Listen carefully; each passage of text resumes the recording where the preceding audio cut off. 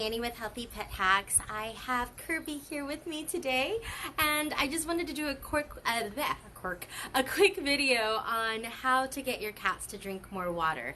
And so most of you who have cats know that kitties are notoriously finicky. They seem to have like a superpower as far as like mind control, and they get you to do what they want. And so it's really hard to get your kitties to drink water, and that's actually because cats naturally just don't drink water. They actually are descendants from desert animals. So the funny thing is about a cat DNA is that it's actually very similar to its ancient ancestors. They come from areas like Egypt where it's dry, it's arid, and there's just not a lot of water available. So they've become very efficient at concentrating their urine, at basically, conserving their water so that way they can get the most from it. And so what cats have naturally evolved to do is to basically get all of their water intake from their food. And so, getting a cat to drink water, it's basically a kind of a challenge, right? And every once in a while, I don't know about you, but I have a cat, actually Kirby, that loves to actually drink sometimes from the water, I call it the water fountain, but it's really just the water faucet. He goes under the sink and he does his little thing and he drinks his water, and that sometimes he'll do that, but most of the time getting him to drink out of a water bowl, he's looking at me like, what are you trying to give me? Like, what is that? So anyway, the best thing to do basically is to try to accommodate the cat, right? Cats get their water from their food. And so when you think about kind of where the cats come from, they're wild cats, right? Think of a feral cat. Where do they get their water? Where's their food source? They eat mice. They eat rabbits, they eat lizards, they eat bugs, they eat pretty much anything that they can get their hands on. Birds, so small prey animals. So if you take a look and see at what the composite as far as the overall makeup of those animals are, you'll notice that, for example, a mouse is about 70% water. Right? And so that's actually where they're getting their water source from. And so now you fast forward to today, right, where we basically, for many of us, we buy store-bought pet foods, right, like the dried kibble, the canned food, and sometimes the freeze-dry. And so basically all of that actually doesn't have as much moisture as a mouse. So let's talk about each category for a second. For those of you guys who do kibble, that's okay. I mean, I've done kibble for a really, really, really long time. First of all, I was lazy, right, taking the easiest way possible.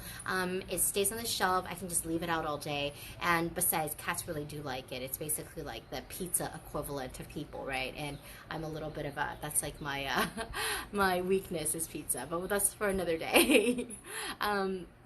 But anyway, as far as kibble goes, though, the actual moisture level in it, it's not that much, which is why it's dry and it's shelf stable. So the challenge with kibble is because a cat doesn't normally drink water, they don't get enough of their water from kibble, and therefore they become chronically dehydrated, which becomes very taxing on their organs, like such as their kidney functions. You'll notice a lot of kitties as they get older, when they're getting to like 6, 7, 8, 9, 10, when they get a little bit older, you'll notice that basically many of them start developing kidney issues, right? Whether it's like, very mild issues to very, very chronic life-threatening issues. Unfortunately, I've actually personally had to deal with that experience a couple of times before when I was feeding my kitties kibble. I had a cat, Ellie, which basically unfortunately suffered from multi-organ failure, starting with the renal failure, which involves the kidneys and things like that. And another kitty that basically had a similar issue, and it just did not work. I mean, I put them on all sorts of prescription diets, but the main challenge was their organs are working too hard because their body's just not designed to process, that much carbohydrates and not getting enough moisture. So dry food is really convenient for the human, but it's just really not the best choice for the kitty. So the second best choice is going to be canned food, because canned food is actually, obviously, it's wet. There's more moisture in it, and so the overall moisture level of canned food is actually closer to that of what a natural diet would look like, which would be like a mouse, right? And so what I usually end up doing sometimes when I do like feed canned is I'll add a little bit more water to it and then mix it up, so that way I know my cats are getting enough water. The challenge with canned, though, is one, there's some unknown ingredients in there. So for instance, if you ever wonder what goes into pet food, turn the label around or turn the bag around and take a look at the ingredients. And so a lot of times you'll find there's going to be wheat products in there, corn products in there. There's also going to be things like chicken meal or meat meal, which basically is essentially all the leftover stuff after people basically, after all the human parts are taken out of for consumption. Everything left over. So it could be everything from beaks, it could be from feet, feathers, anything that's not deemed consumable for people is basically pet grade, and they put that in there. And the thing is, what they do is then they basically they process it, they heat it up, and then they basically heat it up so it becomes this like dry format, and then they grind it up to become this meal. And so the challenge with that, of course, one is it's not very sanitary, because when they before they actually gather all of it up, it takes a while. It sits out for a while, let's just say. And also too, once you start putting high heat onto food, it starts losing its natural vitamins, its natural minerals, and things like that too. So bone and all that good stuff is really important for pets, and we'll talk about that a little bit later. But specifically to the way they're processing it, that's not the best thing for your kitties. So anyway, so that's basically what goes into dry food. And then wet food, again, it's being processed, it's cooked, so you lose a lot of the natural nutrients. But it's still better than dry because, again, it's closer to the water level that a cat will actually get if it's hunting its own meal. So with that being said, if you basically, do like freeze dry, like I actually love, there's a brand I really love to use, which is called Stella and I always want to say Stella McCartney, but Stella and Chewy's, they make this fabulous freeze-dried food. But I don't use it as a regular food for my kitties. I use them as treats and also as toppings, and I always make sure to wet it because, again, the moisture level in freeze-dry is not, obviously it's freeze-dry for a reason, it's dry. So that's actually a nice little topic, but we'll talk about that a little later. So the best option, of course, is always to go to raw, because raw is closer to what your cat will naturally eat in the wild. So biologically speaking, a cat's DNA is actually closer to a tiger. So you're looking at like a 95.6% DNA similarity to a tiger. And so no tiger is like, hey, I want some steak, cook it on the grill for me. You know what I mean? So it's basically what they're designed to eat is raw meat. And, a lot of times people are like, well, what if my cat gets sick? Right? Because I'll tell you what, I love sushi, I love, like beef rare, but chicken, forget about it, right? It's like a disaster waiting to happen. And it's because our digestive systems our digestive tracts a lot longer, so food stays in our body a lot longer before it's processed, whereas cats have a much shorter digestive tract, and it's designed specifically to eat raw.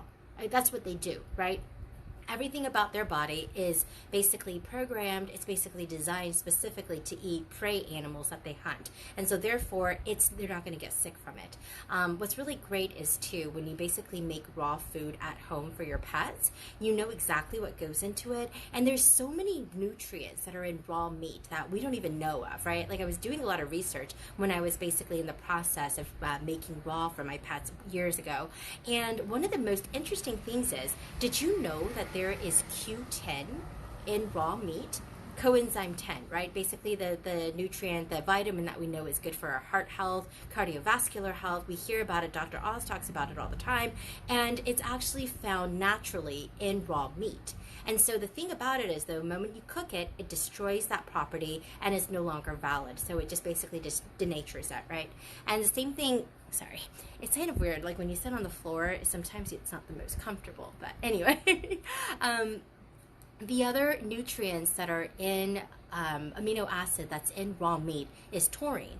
And so for those of you who have cats, you might have heard of taurine before. Taurine is an essential amino acid that is critical for a healthy cat. And that's actually found naturally in raw meat, and it's found in raw organ meat, specifically hearts. So raw hearts have really high taurine levels. Now, once you cook the meat, then the taurine level drops by about half, which is why it's so important to feed them raw. And which is why if you look at the back of your pet food labels, you'll notice they add in all these different nutrients and supplements because heating it basically destroys a lot of the property. In fact, raw meat has vitamin E in it, but vitamin E is a water soluble, so once you put heat onto it, it destroys it. So even our frozen foods, the vitamin E in there, a lot of that is going to be destroyed because of the freezing aspect of it and heating and things like that too. So it's actually really, really interesting just how many vitamins and nutrients are found in raw. And of course, you have the bone products that are in there. Raw bones, really important. You have bone marrow, you have collagen, you have all those micronutrients that's essential to your cat's health. So going back to as far as the best way to get your kitty to drink water, of course, is to make sure it's in its food, right? And so if you're like, hey, Annie, look, I just, right now, I just really can't do, I don't know how to do raw, first off. It's really, really simple, actually, and I'm going to be hosting a workshop, a live workshop coming up on June 8th. It's going to be 11 o'clock a.m. Central Time and 5 o'clock p.m. Central Time on June 8th. And there I'm going to go over the benefits of raw. I'm going to talk about the health benefits because there's so many health benefits. In fact, almost all of the chronic issues that kitties face, including kidney issues, overweight, arthritis, irritable bowel syndrome, all of that goes away once you put a cat on a biologically appropriate diet, which is for a kitty, raw. So with that being said, we're going to talk about all of the details on June 8th, so make sure to join us. If you haven't already, go ahead and go to Facebook and request to come into the Raw Cat Food group. It's a private Facebook group, and there we're going to go over the information on everything that you wanted to learn about raw and just all in one place. So it's going to be a one-day event, so make sure to check in on that. So in the meantime, if you're still feeding your kitty dry food, what I would recommend is basically try adding a little bit of water to it. It's not the most ideal because with manufacturing processes, sometimes it's just it might create an unsafe environment for kitties, but it's still better. I would say if you're going to do dry, try adding a little bit of water to it, mashing it up a little bit so it's more of a dry, like a wetter consistency, right? The other option, of course, is if you basically are able to supplement some with wet food and add some water to that and mix it together. So that would be a really great thing. The other thing too is if you currently feed canned, go ahead and add a little bit of water to your cat's canned food. And if you can, just a little bit of raw meat even, just raw chicken. If you're making chicken that night, cut some pieces up, put it for your kitty. Same thing if you're feeding dry. Of course, and the other thing too is just try to tempt your kitty to drink more water, right? So naturally, as we just found out, cats don't drink water. That's just not what they do.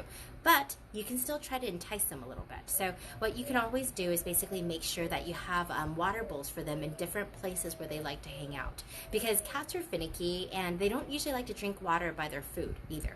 So I usually have one in the bedroom where they like to sleep. I have one on the counter where they basically sometimes will hang out. And I always use filtered water because, again, they're finicky and taste is important. So make sure to get filtered water. The other thing too is make sure to change out the water every day and wash the bowl because one, it's just very sanitary. Cats are really picky when it comes to taste. The other thing is also, if you are in a warm weather area like I am right now, I'm in Texas, and the mosquitoes are out with a vengeance. And so you don't want to have bodies of water for mosquitoes to basically lay eggs and all that stuff. So just change it every day and all that good stuff. So those are some tips that I hope will be really helpful. Another thing which some people have found success with is basically having a little water bowl, a little water fountain for their kitties. Unfortunately, I must say my cats basically vetoed that idea, but they're very happy with their raw. I add a little extra water in their raw as well too, but for my cats personally, that didn't quite work, but it may work for your kitties. So that's another option as well too. So I hope you guys found this helpful. If you have any questions, feel free to put it in the comments. And also if you have any specific questions on, like, hey Annie, I want to learn a little bit more about raw, but I don't want to wait till June 8th, can I ask you some questions? Absolutely, just go ahead and DM me directly, and I hope to see you guys soon. So again, if you guys would like to join the class on July 8th, make sure to go to Facebook, Healthy Pet Hacks, and basically join the private group, the Raw Cat group, and then I'll see you there. See you guys next time. Bye.